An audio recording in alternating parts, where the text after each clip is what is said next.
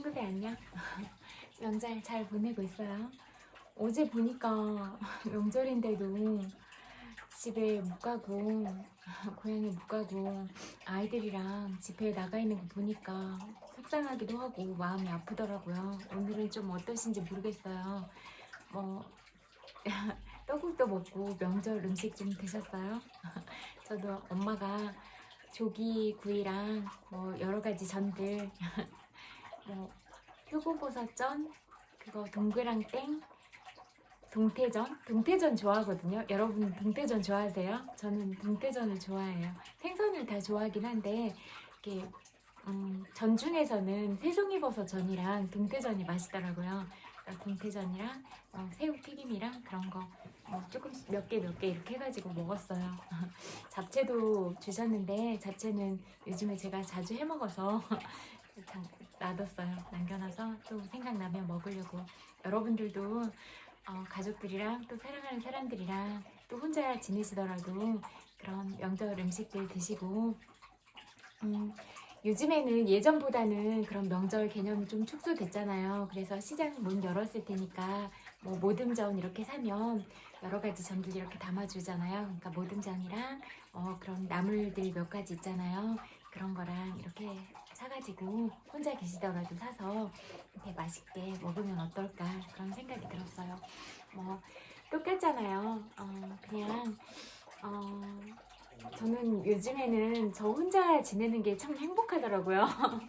왜냐면 제가 혼자 있어도 그냥 제가 하고 싶은 거 하면 행복하거든요. 그런데 너무 불필요한 만남이나 그런 것들을 가지면서 불필요하게 에너지를 쓴다던가 아니면 이렇게 아무리 좋은 사람을 만나더라도 그런 스트레스들이 있기는 하잖아요. 그러니까 그런 데서 오는 어떤 소모적인 것들보다는 그냥 제가 좋아하는 여러분들과 같이 책 읽거나 아니면 산책하거나 제가 느끼는 그런 생각들을 정리하거나 아니면 여러분들한테 어떤 좋은 것들을 안겨줄까 그런 게 머릿속에 항상 있거든요. 그리고 이제 우리가 어떻게 다 함께 좋은 방향으로 갈 것인가 늘 그런 고민을 하고 있으니까 그렇게 보내는 시간이 저는 행복하거든요. 그리고 밥 먹을 때 제가 좋아하는 그 한국인의 밥상 프로그램 본다던가 아니면 되게 웃긴 시시콜콜한 것들 나오면서 아무 생각 없이 웃을 수 있는 그런 드라마를 본다던가 막 거침없이 할게 이런 거요. 그런 걸 본다던가 아니면 이렇게 재밌는 영화 찾아본다던가 재밌는 드라마 찾아본다던가 이런 거 그리고 또 새로 나오는 어떤 노래들 듣거나 그런 예쁜 영상들 보거나 노래 가사말 음미해보면서 듣는다던가 친구들한테 그런 답글을 달아주고 고민을 들어준다던가 그렇게 보내는 시간이 저는 정말로 행복하거든요. 제가 이번 생애의 목표는 사랑을 나누면서 살아가다가 마지막 소풍을 맞이하는 게 제 목표라고 했잖아요. 그러니까 그냥 그런 자체가 전 너무 행복하거든요. 그래서 그냥 저 혼자여도 충분히 행복하다 이런 생각이 많이 들더라고요. 그래서 또 각자가 이렇게 혼자 행복한 시간을 많이 가질 수 있을 때 다른 누구랑 만나도 행복하지 않을까 이런 생각이 많이 들었어요. 그리고 여러분들은 어떠세요? 저는 좀 이렇게 내향인에 가까워요. 내향인에 가깝다 보니까 이렇게 혼자 생각하고 뭔가 이렇게 즐길 거리들 그리고 좀 조용히 법문 듣거나 이렇게 좀 정신 수양하는 거에 관심이 많아요. 그래서 그런 내적인 충족들이 많이 채워지는 것, 또 제 뇌가 자극을 받아서 계속 성장하는 방향으로 가는 것 이런 부분들을 좀 좋아하거든요.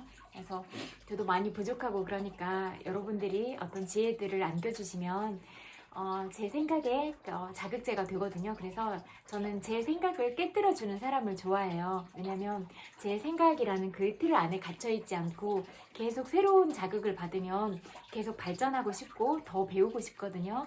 이 세상은 모르는 것 투성이니까 저는 호기심이 많기도 하고 그래서 그런 것들을 배워가는 게 되게 재밌더라고요. 그래서 그런 항상 제 생각이라는 틀에 갇히지 않고 또 제 그런 어떤 사고 안에 갇히지 않고 그런 늘 신선한 자극을 받고 싶고 어떤 사람을 만나도 이렇게 마음을 열고 소통을 할 수 있는 그런 사람이 되면 좋겠다 그리고 늘 가장 첫 번째는 경청하는 자세를 놓지 않고 늘 어떤 이야기도 듣는 사람이 돼야겠다, 이런 마음은 늘 가지고 있거든요.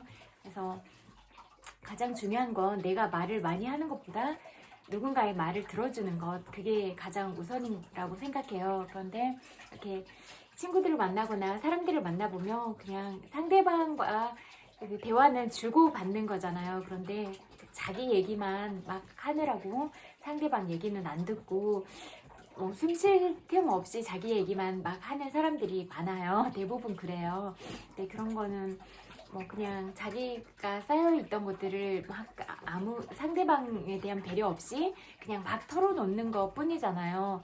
그러면 그렇게 하는, 힘들 때, 고민이 있을 때는 그렇게 해도 되지만 대화의 방식이 항상 그렇다라고 생각을 하면 나는 이런 것들을 다 풀어서 해소가 될지 모르지만 상대방 입장이 돼보면 상대방이 이런 얘기들을 듣는 게 즐거울까? 그런 생각을 해본다면 좀 생각해 볼 거리는 아닐까? 이런 생각이 들고, 또 내가 상대방을 좋아하는 건 일방적인 사랑이 아닌 것 같아요. 이 사람이 어떤 사람인가? 이 사람은 뭘 좋아하나? 그렇게 좀 균형 있게 사랑하고 이런 게 중요하지 않을까? 서로 상대방을 존중하면서 사랑하는 게 중요하지 않을까? 그렇게 생각이 돼요. 사람 간의 관계가 한쪽만 기대면 이 관계가 너무 어긋나기 쉽잖아요. 그래서 내가 사랑한다고 내 방식을, 사랑을 일방적으로 강요하는 게 아니라 상대방은 어떤 사람인가? 상대방은 뭘 좋아하지? 내가 상대방을 위해서 줄 수 있는 사랑은 어떤 게 있을까? 라고 끊임없이 알아보려고 하고, 넌 어떤 걸 좋아해? 계속 물어보고 질문을 통해서 모르는 그런 시간들을 알아가려고 노력하는 게 중요하지 않을까? 이런 생각이 많이 들더라고요. 관계는 중요하잖아요. 그리고 어떤 사람을 만나느냐, 이런 것도 굉장히 중요할 것 같거든요. 그래서 우리가 사랑하는 사람을 선택할 때 그 사람 부모의 언어들을 좀 보면 좋을 것 같아요. 그래서 그 사람의 부모가 어떤 말을 하고 어떤 행동들을 하는지를 보면 그 만나는 사람도 앞으로 함께 살아갈 때 똑같이 하게 될 확률이 아주 높거든요. 그래서 그런 부분이나 그런 가정 분위기를 좀 많이 살피고 만나면 좋겠다, 그런 말씀을 드리고 싶어요. 물론 아주 열악한 환경에서도 그것들을 뛰어넘어서 스스로 깨닫고 그렇게 개척해 나가는 사람들도 분명히 있어요. 그렇지만 대부분 일반적인 상황은 그런 환경이라는 그런 제약을 뛰어넘지 못하는 경우가 다반사예요. 그리고 만약에 어떤 그런 것들을 더 뛰어넘을 수 있는 사람을 만난다면 여러분들이 지혜롭고 안목이 있을 거기 때문에 분명히 알아볼 수 있을 것이다, 그런 말씀을 드리고 싶어요. 그리고 우리가 사람으로 태어나기가 참 쉬운 일이 아니에요. 우리가 사람으로서 살아가고 있으니까 당연하게 생각하고 이 부분에 대해서도 고마움을 못 느끼고 살아가고 있는데요. 우리가 태어나서 부모님하고 같이 살게 되지 못할지라도 일단 이 땅에 내가 사람으로 태어나게 해준 부분만으로도 충분히 감사할 부분이다, 이렇게 말씀을 드리고 싶어요. 내가 사람이 아니라 강아지로 태어날 수도 있고 다른 개미나 다른 미물로도 태어날 수도 있어요. 벌레로 태어날 수도 있고. 그런데 어쨌든 축복을 받으면서 사람으로 태어났잖아요. 그러면 그것만으로도 충분히 감사할 일이다, 이렇게 생각하고요. 그리고 여러분들 다 너무너무 예쁘고 사랑스럽잖아요. 그렇게 예쁘고 사랑스럽게 태어나게 해주신 부모님들한테 함께 살지 않더라도 꼭 감사하고 살아갈 부분이다, 이런 말씀을 꼭 드리고 싶어요. 정말로 한 사람 한 사람을 봤을 때는 너무나 사랑스럽거든요. 그래서 그런 자기의 매력들을 충분히 인식하고 자기가 가진, 남들에 집중하기보다 내가 가진 매력에 집중하고 내가 가진 장점들을 계속 발굴해 내려고 하고, 그러면 더 매력적인 사람이 되지 않을까, 이런 생각이 많이 들었어요. 그리고 또 이렇게 사랑스럽게 태어나게 해주신 이런 소중한 몸들을 우리가 잘 지키고 살아가는 게 중요하겠다, 이런 생각이 많이 들었어요. 그래서 내 몸을 소중하게 여기고 또 다른 사람의 몸도 소중하게 여기고, 그래서 내 몸을 아끼고 함부로 하지 않고 다른 사람의 몸도 함부로 하지 않고 아끼면서 그렇게 정말로 마음으로 나누는 사랑을 하면서 살아갈 수 있으면 좋겠다, 이런 생각이 많이 들었고, 또 자유롭게 연애하고 이런 것도 좋다고 생각을 하는데 어린 친구들은 그런 뭐 몸에 대한 부분이나 이런 게 인지가 잘 안 돼 있는 부분들이 있잖아요. 그래서 어렸을 때부터 꼭 성교육을 그냥 말 배우기 시작하면 엄마 아빠가 시켜주는 그런 성교육에 대한 동화라던가 이런 부분들을 늘 들려줘서 아름답게 사랑하는 방법들을 꼭 알려줬으면 좋겠다. 그러니까 엄마 아빠가 이렇게 만나서 사랑을 했고 너라는 아주 소중한 생명이 이렇게 온 세상의 축복을 받고 우리 곁으로 왔단다. 그런 고마움을 잊을 수가 없어. 이런 부분을 계속 알려주신다면 태교 때부터도 그렇게 해준다면 아이가 내가 그렇게 사랑받는 사람이구나 라는 생각으로 자존감 높은 아이로 늘 자랄 수 있을 것 같은 생각이 들고 자존감 높은 아이는 다른 사람을 괴롭히거나 그렇지 않을 것 같거든요. 그래서 내가 자존감이 높으면 그 주변의 어떤 환경에도 흔들리지 않고 나 자신을 아끼고 지키면서 살아갈 수 있고 또 내가 소중한 만큼 다른 사람도 그렇게 똑같이 소중한 존재이기 때문에 그 누구에게도 함부로 하지 않을 것이다. 이 말씀을 꼭 드리고 싶어요. 그리고 그런 부분이 가장 중요한 것 같아요.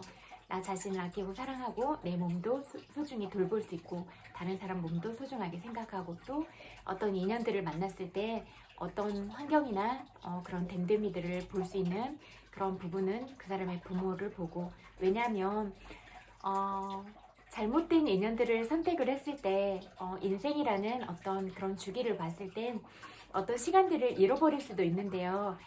내 생애에서 가장 빛날 그런 시간들을 잃어버린다면 너무나 아까운 시간들은 아닐까 그런 생각이 들더라고요. 그래서 어떤 지어놓은 그런 업들에 따라서 우리가 어떤 인연을 마주하게 될지는 잘 모르지만 그래도 내가 그런 인연들을 선택하고 그런 안목을 가지고 있다면 그런 부분들을 잘 살피면서 사람을 정말 괜찮은 사람을 내 주변에 두고 그러면서 살아갈 수 있지 않을까 이런 생각이 들어서 여러분의 아름다운 삶이 그렇게 소모적으로 흐르지 않도록 이런 부분을 꼭 말씀드리고 싶었어요. 그리고 그거보다 더 중요한 점은 내가 좋은 사람이 돼야 주변에 좋은 사람이 오래오래 있을 수 있다.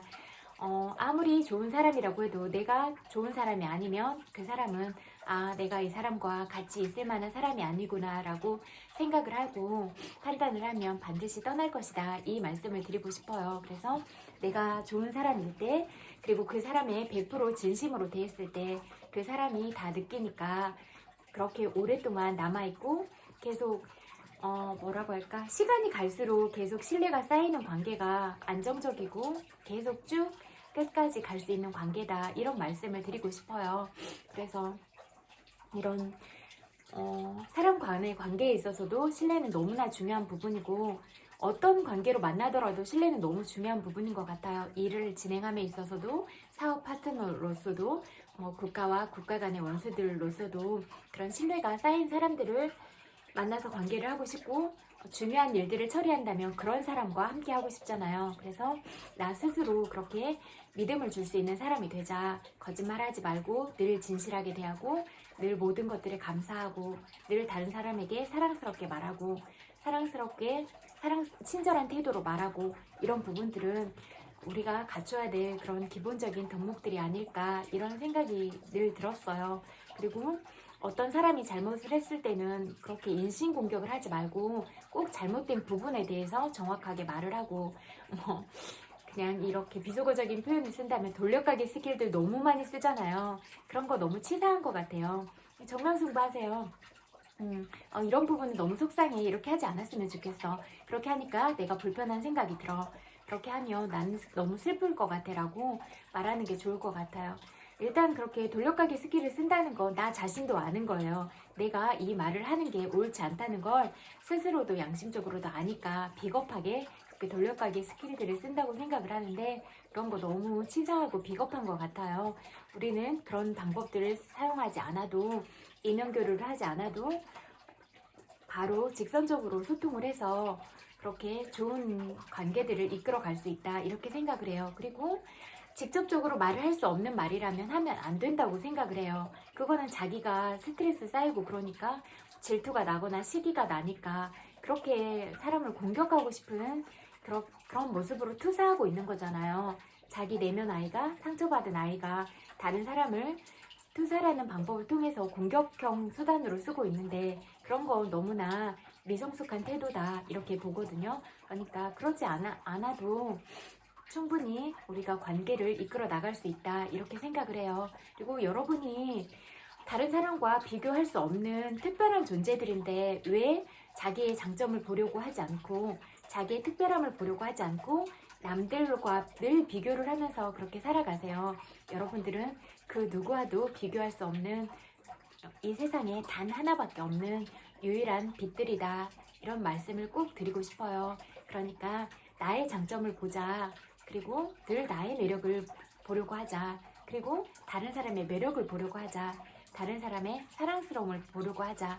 이렇게 말씀드리고 싶어요. 그리고 저는 비겁한 사람을 좋아하지 않아요. 거짓말하는 사람도 불편하고. 그래서 만약에 어떤 일관계에서 이렇게 만나더라도 만약에 내 부하가 어떤 잘못을 하면 그 부분에 대해서 인격적으로 다른 사람들이 없는 다른 공간에 데리고 가서 이 부분은 잘못된 것 같은데 왜 이렇게 했느냐라고 꼭 이유를 물어보고 혼내야 될 때는 그렇게 혼내더라도 다른 어떤 사람들 앞에 갈 때는 내가 그 부하를 감싸고 그 흠을 덮어주고 이런 게 그 사람이 가진 큰 마음 그릇이고 아량이다. 저는 이렇게 생각하거든요. 그래서 개인적으로 다른 사람을 욕하거나 그렇게 하는 사람을 좋아하지는 않아요. 그런 사람들은 누구한테 가서라도 다른 사람들 그런 욕할 시간만 생기면 할 거니까 믿음이 잘 안 가요. 저는 그래서 저는 좋아하지는 않아요. 그리고 그냥 뭐 속상해서 말할 때는 있지만 그렇게 뭐 사람을 미워하고 하는 자체가 저는 마음이 불편해요. 그리고 진짜 불편하면 저는 뭐 직선적으로 바로 이야기하고 그렇게 풀어나가는 스타일이라 뭐 뒷얘기하고 이러는 거는 제 성격에도 맞지도 않고 저는 가장 솔직한 게 좋은 것 같아요. 가장 솔직하고 그 사람과 내 치부라고 할지라도 이 치부를 다 드러내고 순수하게 만날 수 있는가 저는 이거에 중점 포인트를 두거든요. 그래서 그렇게 만나고 싶어요. 저는 여러분들과도. 그래서 뭐 혹자는 뭐 다른 사람과 만날 때는 화장하는 모습으로 만나고 혼자 있을 때는 화장을 하지 않는 모습으로 만나고 이렇게 말하는데 저는 오히려 저의 단점도 다 말을 하면서 이런 단점까지도 다 포용하고 아 괜찮아 라고 말할 수 있는 사람하고 관계를 맺으면서 살아가고 싶더라고요. 그리고 저 역시 마찬가지로 누가 아프거나 그런 상처를 가감없이 드러냈을 때도 아 그랬구나 라고 안아주고 싶어요. 그래서 어쩌면 그 상처 때문에 그 사람을 더 보듬어주고 싶고 또 그런 아픔을 더 이해하고 인간적으로 아 이렇게 힘든 사람이었구나 이런 힘든 삶을 살았어도 참 예쁘게 사랑스럽게 살고 있어서 그런 모습을 볼 수 있게 해줘서 감사하다 이런 마음으로 바라보고 싶거든요. 그리고 또 우리가 여러분 너무너무 예쁜데요. 여러분 어떤 유전적인 그런 부분은 다 다르잖아요. 뭐 신체 비율이나 키가 크거나 작거나 그럴 수도 있고 그렇지만 우리가 이렇게 가진 아름다움 있잖아요. 그 스스로 각자가 가진 아름다움에 대해서 생각을 해보면 우리가 가진 매력들을 좀 너무 과식하지 않고 적당히 먹으면서 원래 가진 그런 사람들의 몸의 곡선이 너무 예쁘잖아요.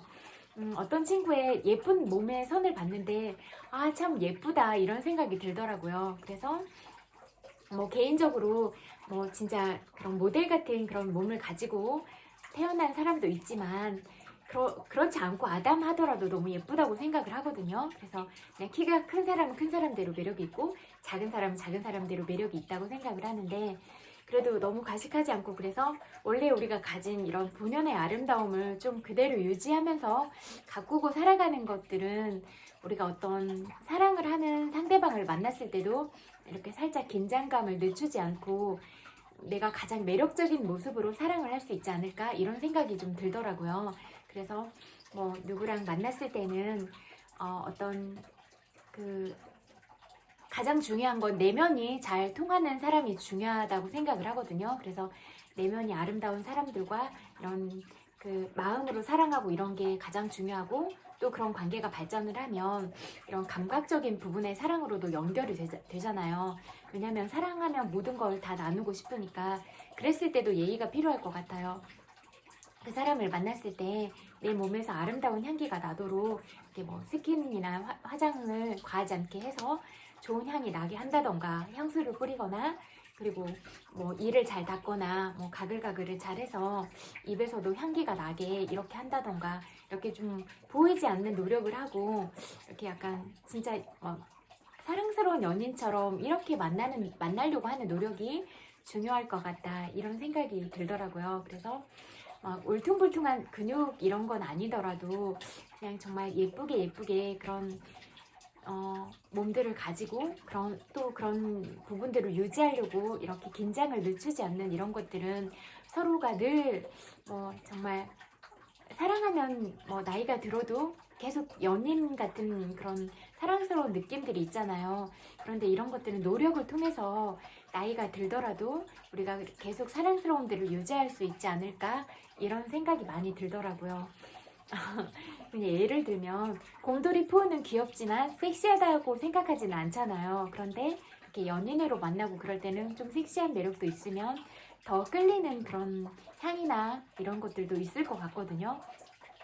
그렇게 사랑스럽게 만나면 서로 그런 끌리는 향들에 의해서 이렇게 더 끌리기도 한다고 하는데, 그런 노력들이 필요하지 않을까, 이런 생각들이 좀 들더라고요. 그래서 이렇게 그냥 가장 솔직하게 이런 모습들을 다 나눌 수 있으면 좋을 것 같아서, 이런 것들은 살아가면서 중요한 부분이니까 이런 부분들을 말해보고 싶었어요. 그리고 이런 것들은 중요한 것 같거든요. 그래서 내가 누구를 만나도 매력적인 사람이 되는 것, 이런 게 중요하고, 그런 매력들을 떨어뜨리지 않기 위해서, 물론 여러분이 각자 가진 매력들은 너무나 다양하지만 그래도 늘 좀 긴장을 어느 정도는 해서 이렇게 누구랑 만날 때 너무 흐트러지지 않는 자세로 좀 가까이 있어도 예쁜 옷 입고, 너무 화려하고 비싸고 그런 옷을 입으라는 게 아니라 내가 가진 옷 중에서 가장 깔끔하고 이렇게 좀 긴장을 늦추지 않는 그런 예쁜 옷들을 입으면서 만나면 좋을 것 같다, 이런 생각이 들더라고요. 그리고 이렇게 몸이나 이런 것들도 좀 체형에 따라서 좀 살이 찌거나 그럴 수도 있지만, 조금씩 먹던 음식의 양에서 한 숟가락씩 너무 과하게 줄이면 힘들 수도 있으니까 한 숟갈씩 덜 먹어서 조금씩 체중을 감량해서 좀 더 예전에 예뻤다면 그렇게 돌아가고, 이런 것도 중요하지 않을까, 이런 생각을 해봤어요.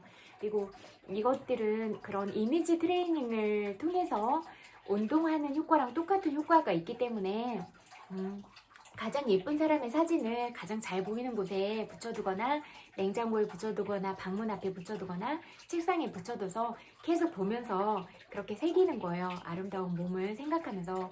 그리고 계속 운동하는 그런 생각들을 하면 뇌가 진짜인지 가짜인지 구별을 못하니까 실질적으로 그런 효과가 있다고 알고 있거든요. 그래서 그런 노력들을 통해서 우리가 그래도 이 세상에 예쁘게 태어났는데 더 매력적으로 하루하루를 살아가면 어떨까, 그런 생각이 많이 들었어요. 그리고 나를 위해서 스스로도 매력적인 사람이 되고, 또 나를 사랑해주는 사람을 위해서도 그 사람한테도 매력적인 사람으로 다가가고, 그러면 늘 애인 같은 사람이 되지 않을까, 이런 생각이 들더라고요. 그래서 이런 것들은 너무 중요하지 않을까, 그래서 이야기해봤어요. 그리고 그냥 어떤 모습이라도 그냥 솔직하게 나눠보면 좋을 것 같아요. 저도 이렇게 솔직하게 다가가고, 여러분도 나눌 수 있는 어떤 부분들에 대해서 진짜 가감 없이 솔직하게 저한테 그렇게 말해주면 좋겠다, 이런 생각이 많이 들었어요. 오늘은 한복 입고 하고 싶었는데 한복이 바뀌었더라고요. 그래서 엄마 집에 있어서 한복을 가져오면 한복 입고도 해볼게요. 한복 입을 일이 많지는 않은데 그래도 명절이나 특별한 날에 입고 만나면 어떨까, 이런 생각이 들었어요. 여러분들은 예쁜 한복 입고 지내시는 시간이 많이 있으세요? 있다면 그래도 아깝잖아요. 그래서 그렇게 예쁜 모습으로 또 여러분이 사랑하는 가족들과 또 그렇게 어디 인사 갈 때도 그렇게 예쁜 모습으로 그렇게 가면 좋겠다, 그런 말씀도 드려보고 싶었어요. 그리고 그래도 나라 일들이 어수선하고 정신없긴 하지만 그래도 계속 좋은 방향으로 가고 있으니까 우리가 계속 좋은 방향으로 가려고 노력하고 한 사람 한 사람이 암행어사가 돼서 계속 그런 현명함들을 나누고 지혜들을 나누면 좋겠다, 그런 생각을 늘 하고, 여러분들이 가진 그런 너무나 소중하고 특별한 재능들을 꼭 다른 사람들을 위해서 썼으면 좋겠어요. 우리는 이 세상에 태어난 이유가 사랑하면서 살아가기 위해서인 것 같거든요. 그래서 우리가 마지막 소풍을 떠날 때는 후회하지 않도록 그렇게 좀 더 사랑한다고 말하고 많이 표현하고 주변에 있는 사람들 손 잡아주고 많이 안아주면서 그렇게 살아갔으면 좋겠어요. 저도 그런 사랑을 나누기 위해서 늘 노력할게요. 그리고 이렇게 부족한 저한테 많은 부분에 있어서 지혜로움을 나눠주셔서 정말 감사드려요. 늘 고맙습니다. 마음으로 감사드려요. 그리고 책 읽어드릴게요. 틈 읽어드릴게요.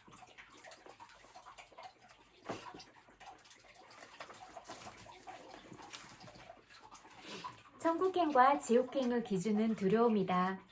억압은 죄악이다. 억압은 영혼을 불구로 만들고 사랑보다 공포에 더 많은 신경을 쓰게 한다. 그것이 바로 죄악이다.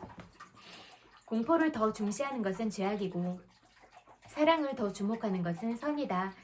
사랑에 더 많은 관심을 갖도록 항상 노력하라. 사랑을 통해 인간은 삶의 절정에 도달할 수 있다. 하지만 두려움이 없다면 인간은 성장할 수가 없다. 공포가 그대의 영혼을 불구로 만들고 무력화시켜 지옥을 보게 하기 때문이다. 정신적인 혹은 영적인 불구자들은 한결같이 지옥에 살고 있다. 그 이유는 그들이 두려움 속에서 산다는 데 있다. 그들은 언제나 두려움을 주지 않는 확실한 일만 한다.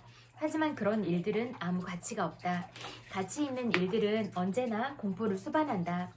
사랑에 빠지면 거절당할지도 모른다. 모른다는 두려움이 생긴다. 두려움이 그대에게 속삭인다. 사랑하지 마. 다들 널 거부할 거야. 맞는 말이다. 그대가 사랑하지 않는다면 사람들은 그대를 거부할 수밖에 없다. 사랑이 없는 존재로 살아가는 것은 거부당하는 것보다 훨씬 더 치명적이다. 그리고 누군가가 그대를 거부하더라도 다른 누군가는 그대를 받아들일 것이다. 두려워하는 사람은 좀처럼 실수하지 않는다. 그들은 잘못을 저지르지 않는 대신 텅 빈 삶을 살아간다. 그들은 존재를 위해 어떤 것도 기여하지 않는다. 이 땅에 와서 무료하게 있다가 죽는 게 그들이 하는 전부이다. 느긋한 마음으로 혼돈을 즐겨라.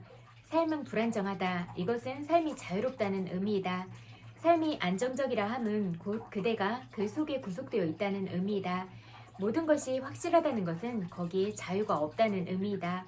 내일이 정해져 있다면 그대의 불안이 사라질 수는 있으나 자유로울 수는 없다. 미리 정해져 있는 일들을 완수해야 하는 로봇과 다를 바 없기 때문이다. 내일이 아름다운 것은 내일이 완전히 자유롭기 때문이다. 내일 무슨 일이 일어날지는 아무도 알 수 없다. 그대가 내일도 살아있을지 아니면 죽을지 아무도 모른다. 이렇듯 모든 것이 혼란스럽고 모든 것이 하나의 도전이고 모든 것이 가능성으로만 존재하기 때문에 아름다운 것이다. 안정을 추구하지 말라. 안정을 추구하면 그대는 항상 불안한 상태로 지낼 것이다. 불안정을 받아들일 때 그대는 불안으로부터 벗어날 수 있다. 이것은 역설이 아니다. 비록 모순처럼 보이지만 이것은 단순하고도 절대적인 진리이다. 지금까지 잘 살고 있는데 무엇 때문에 내일에 대해 걱정하는가? 만일 그대가 오늘을 살아갈 수 있다면, 그리고 어제 잘 살았다면 내일도 역시 잘 살아갈 터이다. 내일을 생각하지 말고 자유롭게 흘러라. 느긋한 마음으로 혼돈을 즐겨라. 이것이야말로 인간이 되는 법이다. 그대가 변화를 받아들이면 매 순간 그대에게 새로운 세계, 새로운 삶이 찾아올 것이다. 그대는 매 순간 다시 태어나게 될 것이다. 느낌과 이성이 조화되도록 하라. 느낌과 이성이 균형을 이룰 때 인간은 자유로워진다. 바로 그러한 균형 속에 자유와 평정과 고요와 침묵이 있다. 머리는 이윤가치가 없는 것을 절대 용납하지 않는다. 기쁨을 주는 모든 것은 이윤가치가 없는 것들이다. 모든 기쁨은 단순히 즐거움만 줄 뿐 아무 쓸모가 없다. 사랑은 놀이일 뿐 아무 쓸모가 없다. 춤과 아름다움도 마찬가지다.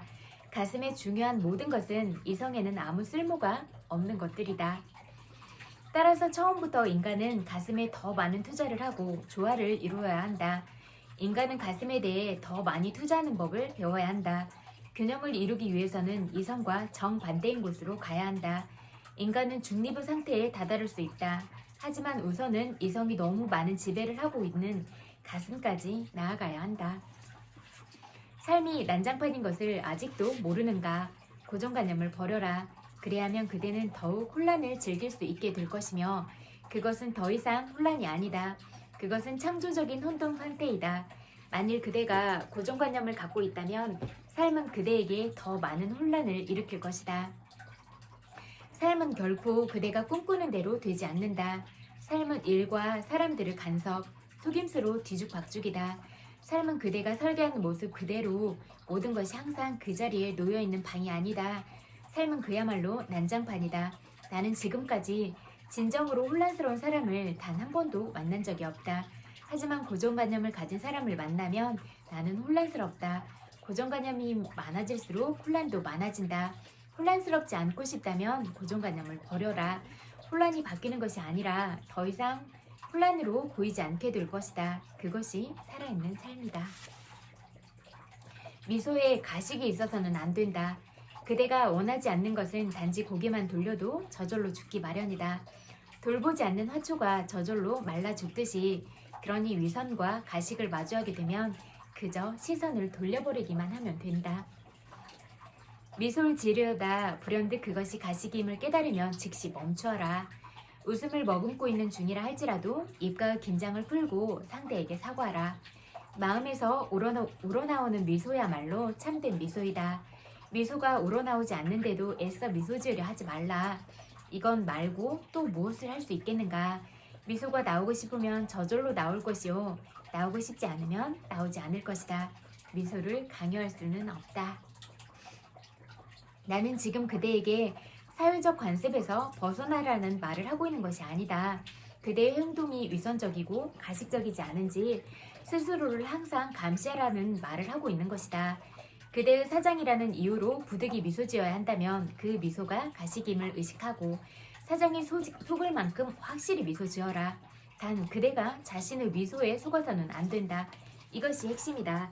그대가 짓는 그 미소가 거짓임을 자각하지 못하면 사장이 아니라 오히려 그대가 미소에 속을 수 있다. 뿌듯한 마음으로 잘했다고 자찬하겠지만 정작 그대는 중요한 것을 놓치고 있는 것이다. 인생이란 복잡 단안하고 세상에는 그대 혼자만 있는 것이 아니기 때문에 분명 가식이 필요한 상황이 있다. 하지만 친밀한 관계에서는 위선적이거나 가식적이어서는 안 된다. 무엇이 핵심인지를 의식하라. 삶은 끝없는 긴 여행이다. 삶에는 목표가 없다. 바로 그 때문에 삶이 아름다운 것이다. 만일 추구해야 할 삶의 목표가 있다면 삶이 그토록 아름답지는 못할 것이다. 언젠가 그대는 그 목표를 성취하는 날에 이를 것이고 그러고 나면 나머지 삶이 지루해질 것이다. 그때부터 똑같은 일이 끝없이 반복되는 지루한 시간들만 있게 된다. 따라서 삶은 이런 단조로움이 싫어 그대에게 끝없는 새로운 목표를 부여한다. 그대가 하나의 목적을 이루는 순간 삶은 또 다른 목표를 던진다.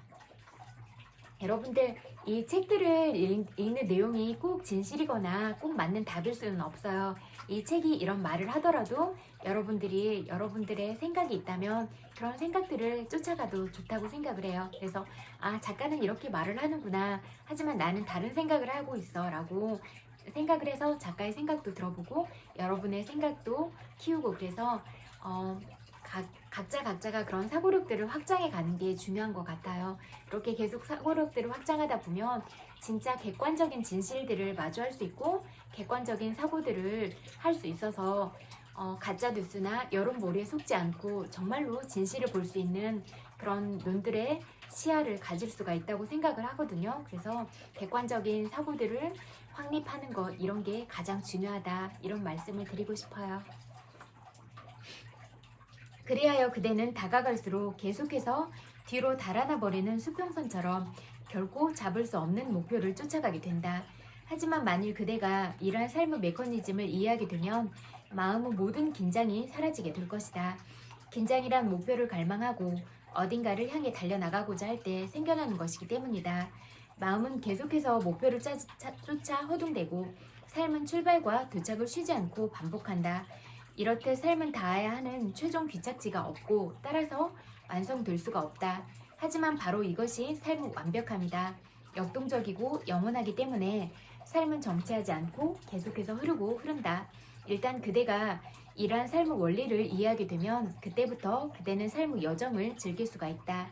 그대의 걸음걸이 삶을 살아가는 목표일 뿐 또 다른 목표란 있을 수 없다. 이러한 이해력이 일단 그대의 가장 깊은 해까지 뿌리 내리게 되면 그것이 그대를 편안하게 해준다. 당도해야 할 곳이 없으니 긴장하지 않을 것이고 때문에 길을 잃고 헤매는 일도 없을 것이다. 여기까지 읽을게요. 소년이 온다 읽어드릴게요.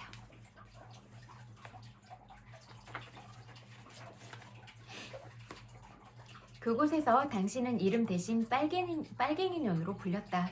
과거 여공이었고 노조 활동을 했기 때문이었다. 4년 동안 지방도시의 양장점에서 숨어 지내며 간첩 지령을 받아왔다는 각본을 완성하기 위해 그들은 날마다 당신을 조사실 탁자에 눕혔다. 더러운 빨갱이년, 아무리 소리 질러봐라 누가 달려오나. 조사실의 조명은 가늘게 떨리는 형광등이었다. 일상적인 그 환한 조명 아래 당신이 하열 끝에 의식을 잃을 때까지 그들은 멈추지 않았다. 진짜 짐승들 같아요. 성희 언니를 다시 만난 것은 교도소에서 석방된 이듬해였다. 산업선교회와 크리스찬 아카데미에 그녀의 행방을 수소문해 구로동 국수집에서 만났다. 당신의 이야기를 들은 그녀는 놀란 듯 고개를 저었다. 국수 생각하니까 옛날에는 그렇게 포장마차 우동집이나 국수집들이 많았잖아요. 그래서 그렇게 9시나 10시쯤 되면 국수나 우동 한 그릇 먹으면 그런 분위기가 너무 좋더라고요. 그래서 그렇게 국수 한 그릇 먹을 수 있는 곳들이 아직도 많이 있으면 좋겠다 그런 생각도 드는 것 같아요. 집회 참가하고 그렇게 추운 날에는 꼭 따뜻한 우동이나 그런 잔치국수 같은 따끈한 것들 한 그릇씩 꼭 드세요. 여러분은 소중하니까요. 수년 동안 도피와 수감 생활을 반복해온 성희 언니의 얼굴은 볼이 움푹 패어 다른 사람처럼 보였다. 이제 27인데 나이보다 10살은 더 들어 보였다. 흰 김을 피워 올리며 식어가는 국수 앞에서 그녀는 잠시 침묵했다. 정미가 그 봄에 실종됐다는데 알고 있었니? 이번에는 당신이 고개를 저었다. 그 애가 잠깐 노조 일을 거들었더랬어. 그런데 우리가 블랙리스트 때문에 고생하는 걸 보고 걱정이 됐던지 해고되기 전에 먼저 공장을 그만뒀어. 그리고는 소식이 끊겼다가 그 얘긴 나도 최근에 들었어. 일산 방직에서 같이 야학을 다녔다는 동료한테서 모국어를 이해할 수 없게 된 것처럼 당신은 가만히 성희 언니의 입모양을 지켜보았다. 너 거기 4년 살았다면서 큰 도시도 아닌데 오고 가며 한 번도 못 만나니? 당신은 얼른 대답할 수 없었다. 그의 얼굴을 제대로 기억할 수도 없었다. 무엇인가를 애써 기억해내기에 당신은 지쳐 있었다. 몇 조각의 희끈한 파편들이 떠올랐다. 사라졌다. 흰 피부, 오종종한 앞니, 의사가 되고 싶어요. 노조 사무실까지 그 애가 끌어안고 올라갔다면 이제는 이름을 잊은 동료가 법원에 가져다두는 당신의 운동화, 그게 다였다. 참, 이거는 이거랑 상관없는 얘기인데 여러분 성추행이랑 성폭행이랑 이거는 다른 부분이잖아요. 그런데 성추행은 상대가 그런 성적인 부분에 대해서 불쾌감을 느꼈을 때잖아요. 그게 성추행에도 성폭행에도 각자 그렇게 법률에 따라서 이렇게 상대방이 그런 것들을 신고하거나 그러면 그런 부분에 있어서도 여러분들이 만약에 가해자가 된다면 법률에 의해서 그런 어떤 법률적인 지배들을 받게 될 거니까 다른 사람을 그렇게 성적인 부분으로 불편하게 하지 않았으면 좋겠다 이런 말씀을 꼭 드리고 싶어요. 그리고 좋아하면서 사랑해도 그런 무례하지 않게 사랑하고 그 사람이 불쾌감을 느끼지 않게 조금 떨어진 거리에서 사랑을 표현할 수 있고 무례하지 않게 사랑을 표현하고 이러는 건 너무나 중요하다. 이 말씀을 꼭 드리고 싶어요. 그리고 상대방으로부터 그런 성추행이나 그런 부분을 받아서 불쾌하다면 신고해서 법률적으로 그렇게 처리를 하면 좋겠다. 이런 말씀을 꼭 드리고 싶어요. 왜냐하면 여러분의 몸은 너무나 소중하고 그런 부분들은 법률 절차를 통해서라도 반드시 지켜야 될 부분이다. 이렇게 말씀드리고 싶어요. 죽기 위해 그 도시에 다시 갔어. 석방된 뒤 얼마간은 오빠 집에 신세를 졌지만 일주일에 2번씩 경찰이 찾아오는 걸 더 견딜 수 없었어. 2월 초순 새벽이었어. 내가 가진 가장 깨끗한 옷을 꺼내 입고 간단히 가방을 싸서 시외버스를 탔어. 언뜻 그 도시는 변한 게 없어 보였어. 하지만 모든 게 변했다는 걸 곧 느낄 수 있었어. 도청 별관 외벽엔 총탄 자국들이 펴 있었어. 어두운 색 옷을 껴입은 행인들의 얼굴은 투명한 흉터가 새겨진 것처럼 일그러져 있었어. 그들과 어깨를 부딪히며 나는 걸었어. 배가 고프지 않았어. 목이 마르지도 발이 시리지도 않았어. 날이 저물 때까지, 다음날 새벽이 올 때까지도 계속 걸을 수 있을 것 같았어. 그러다 너를 본 건 금남로에서였어. 카톨릭 센터 외벽에 방금 학생들이 붙여놓고 간 사진들을 들여다봤을 때였어. 언제든 경찰들이 나타날 수 있었어. 그 순간도 어디서 날 지켜보고 있는지도 몰랐어. 나는 재빨리 사진 한 장을 뜯었어. 둘둘 말아서 쥐고 걸었어. 큰 길을 건너 골목으로 깊이 들어갔어. 못 보던 음악 감상실 간판이 보였어. 5층 계단을 숨차게 걸어 올라가 동굴 같은 안쪽 방에 자리를 잡고 커피를 시켰어. 종업원이 커피를 가져다 줄 때까지 꼼짝 않고 기다렸어. 분명 음악 소리가 큰 곳이었을 텐데 깊은 물속에 잠긴 것처럼 아무것도 들리지 않았어. 마침내 완전히 혼자가 됐을 때 사진을 펼쳤어. 너는 도청 앞마당에 모로 누워 있었어. 총격의 반동으로 팔다리가 엇갈려 길게 뻗어가 있었어. 얼굴과 가슴은 하늘을, 두 다리는 벌어진 채 땅을 향하고 있었어. 옆구리가 뒤틀린 그 자세가 마지막 순간의 고통을 증거하고 있었어. 숨을 쉴 수도 없었어. 어떤 소리도 낼 수 없었어. 여기까지 읽을게요.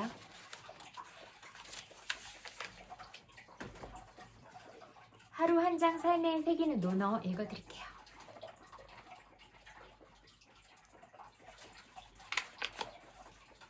즐긴다는 것은 완전한 몰입이다. 공자가 말했다. 아는 것은 좋아하는 것만 못하고 좋아하는 것은 즐기는 것만 못하다.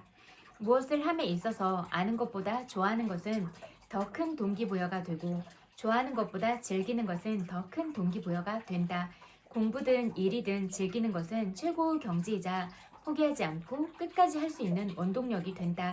공자는 여러 제자들 중에서 아내를 가장 아껴 아내는 학문과 도덕이 뛰어났다라고 다른 제자들에게 한 것과는 달리 칭찬의 말을 아끼지 않았다. 공자가 아내를 높이 산 이유는 그는 진정으로 학문의 즐거움을 깨닫고 열심히 노력해 학문의 높은 경지에 올랐기 때문이다. 옹야 제9장을 보면 공자는 아내를 다음과 같이 극찬했다. 회는 어질도다. 한 소쿠리의 밥과 한 표주박의 물로 누추한 곳에 사는 것을 다른 사람들은 그 근심을 견디지 못하는데 회는 그 속에서도 즐거움을 누리는구나. 어질도다 회여. 사실 가난함을 좋아하는 사람은 없다. 인간은 누구나 편안함과 풍요로움을 추구하게 마련이다. 그래서 대부분의 사람에게 가난은 근심거리가 된다. 그런데 아내는 학문에 대한 열정이 컸기 때문에 가난함 속에서도 도를 닦고 학문을 정진하며 그 속에서 즐거움을 누릴 수 있었다. 그래서 그에게 가난은 학문을 하는데 큰 장애가 되지 않았다. 만약 아내가 학문의 목적을 입신 출세에 두었다면 열심히 해도 가난하고 초라한 자신의 처지가 원망스러워 학문에 계속 정진하고 싶은 마음이 사라졌을 것이다. 그리고 그러한 생각과 마음이 장애물이 되어 공자도 진정한 학문의 높은 경지에 다다르지 못했을 것이다. 그러나 그에게 학문은 수단이 아니라 삶의 궁극적인 목표였기에 아내는 즐기면서 학문에 매진할 수 있었다. 기네스북의 최고령의 모델로 등재된 1931년생의 카르멘 델로피체라는 여성이 있다. 그녀는 원래 발레리나가 꿈이었지만 13살 때 루마티스열을 알아서 발레리나의 꿈을 포기하고 15살에 보급 표지 모델이 되었다. 카르멘은 28배 모델 일을 은퇴했지만 세 번째 이혼 후 생계를 위해 47에 다시 모델로 복귀해 광고 모델과 런웨이 모델로 활발하게 활동했다. 2008년에는 최고령 모델로 기네스북에 올랐고 90이 넘은 나이에도 여전히 모델로 활동하고 있다. 그녀는 인터뷰에서 아직은 현역에서 물러날 생각이 없다. 105세까지 모델 일을 할 생각인데 그때 다른 직업이 좋아진다면 그것으로 바꿔보겠다라고 말했다. 와, 멋지다. 카르멘은 80세 무렵에 두 무릎 관절을 교체하는 수술을 받고도 러너웨이에서 하이힐을 신고 워킹을 했다. 그녀가 90세가 넘어도 젊은 모델들에게 결코 뒤지지 않는 이유는 자신의 일을 완전히 즐기고 사랑했기 때문이다. 카르멘은 이렇게 말한다. 나이가 들어 열정이 사라지는 것이 아니라 열정이 사라져 나이가 드는 것이다.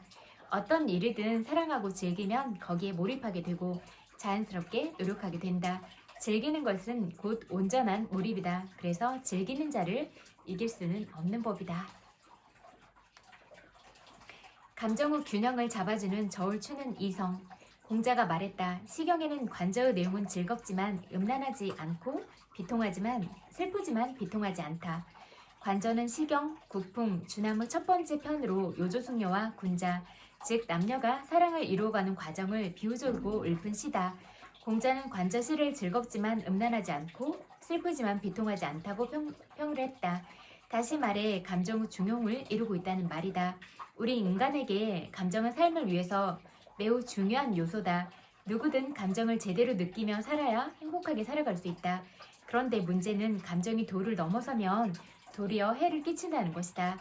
즐거움을 지나치게 추구하다 보면 음란함에 빠지게 된다.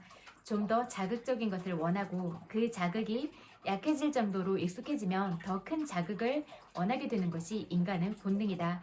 그것이 바로 중독이다. 요즘 우리 사회는 마약이 암암리에 퍼지기 시작하며 10대 마약 사범이 큰 폭으로 증가하고 있다. 또한 초등학생들도 인터넷을 기본적으로 사용함에 따라 초등학생 10명 중 4명은 성인용 영상을 시청한 경험이 있다고 한다. 성인도 즐거움을 탐닉하다 보면 쉽게 중독에 빠지고 일단 중독에 빠지면 그것을 벗어나기가 쉽지 않다. 그래서 알코올 중독, 마약 중독, 도박 중독 등은 치료가 되어도 쉽게 재발한다. 성인도 그러한데 어린 시절부터 마약을 하거나 성인물을 시청하며 자란 아이들은 즐거움을 추구하는 감정을 조절하는 능력이 떨어질 수밖에 없다. 또한 청소년기 중독이 심각한 이유는 그것이 뇌와 신체의 내성을 바꾸어 건강에도 심각한 영향을 줄 수 있기 때문이다. 즐거움도 도가 지나치면 해가 되지만 슬픔도 마찬가지다. 슬픈 감정을 너무 깊숙이 파고 들어가면 우울증이 생길 수도 있다. 우울증이 심각해지면 일상생활이 힘들어지고 극단적으로는 감정을 조절하지 못해 자살을 선택하는 사람들이 있다. 또한 슬픈 감정이 비통함으로 이어지면 신체에도 영향을 주어 몸이 상하게 된다. 분노도 마찬가지다. 적당하게 분노를 표출하는 것은 매우 바람직하다. 그렇지 않으면 분노가 내면에 쌓이다가 어느 순간에 배로 폭발하게 된다. 그러나 자주 분노하거나 심하게 분노를 표출하게 되면 인간관계에 금이 갈 수 있다. 그것을 당하는 사람은 불쾌할 수밖에 없고 사람들은 화가 많은 사람을 기피하기 때문이다. 감정은 우리의 본능이자 욕구다. 그래서 이것을 적절하게 조절하고 절제하며 표현하기 위해서 필요한 것이 있다. 바로 이성이다. 기쁨, 분노, 슬픔, 즐거움, 사랑, 미움, 욕망과 같은 감정들은 이성을 저울추로 삼아 균형을 맞추어야 한다. 감정을 이성을 통해 과하지도 않고 모자라지도 않게 유지해야 건강한 삶을 살 수 있다.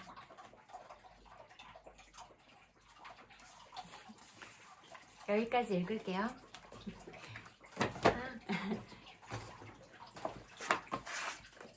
책 떨어뜨렸어요. 여러분, 오늘 여러분들이 어떤 하루를 보내셨을지라도 고생 많았다고 위로해드리고 싶어요. 토닥토닥 정말 고생 많으셨어요. 또 제가 전하는 위로도 중요하지만 여러분 스스로도 나 오늘 참 잘 살았다.